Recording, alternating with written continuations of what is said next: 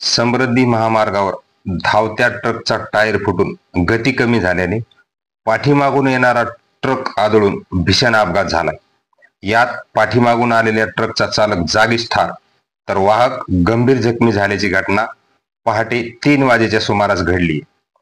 15 मे रोजी पहाटे समृद्धी महामार्गावर बदनापूर तालुक्यातील सोमठाणा शिवारात खताच्या गोण्याने भरलेला ट्रक क्रमांक CG15 EB 9684 मुंबईहून नागपूरकडे जात असताना ट्रकच्या समोरचे टायर फुटल्याने पाठीमागून येणाऱ्या कांद्याच्या पोत्याने भरलेला ट्रक क्रमांक WB 49 N 1546 याने जोराची धडक दिली।